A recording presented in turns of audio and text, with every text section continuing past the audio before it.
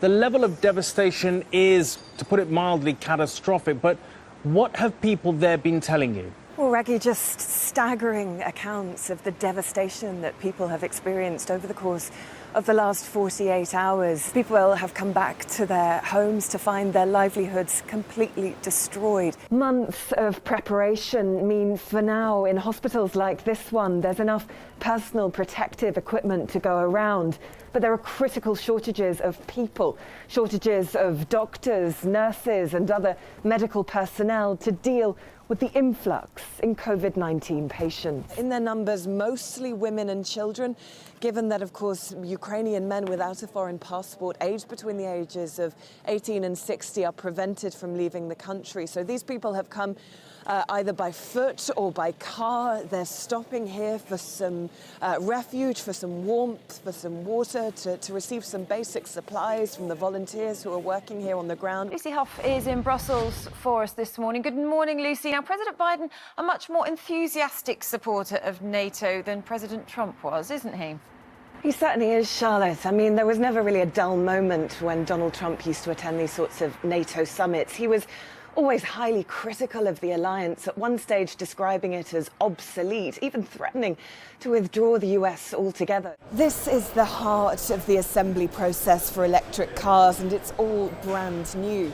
The architecture of EVs is built around the battery instead of a combustion engine, and it's here where the battery is brought together with the rest of the cars. On the one hand, Merkel has been instrumental in holding Europe together through some of its greatest crises: Eurozone debt, migration and the COVID-19 pandemic.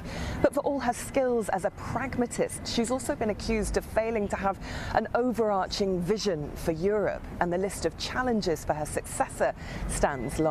I mean, there was a late night pizza delivery at around 11 o'clock last night, and then a message from the EU Commission spokesperson at 1 a.m. local time saying talks were due to continue. The EU quarter is normally buzzing with journalists, professionals and EU staff, but now it's basically deserted. The European Commission is still running some virtual press services from the Berlaymont building.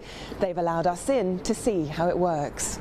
Pfizer began its operation here in the mid-1960s when post-war investment flooded into Belgium. It now employs 1 in 10 people in the town and has recruited extra numbers to cope with demand caused by the pandemic. Since the summer, the workforce here has been concentrating on the rollout of the coronavirus vaccine. In the plant behind me is a sports stadium-sized facility packed with freezers ready to store hundreds of thousands of doses at minus 94 degrees, ready to be shipped out to the world. The River Rhine and the River Meuse, which runs through Belgium and the Netherlands, also overflowed. Well, Lucy Hough is in the Belgian city of Liège tonight. Lucy, how serious is the situation there? The rescue operation continuing, but here in this village, it really is about assessing what can be salvaged from the damage. People here, as you say, are used to flooding, but they have never seen anything on this scale.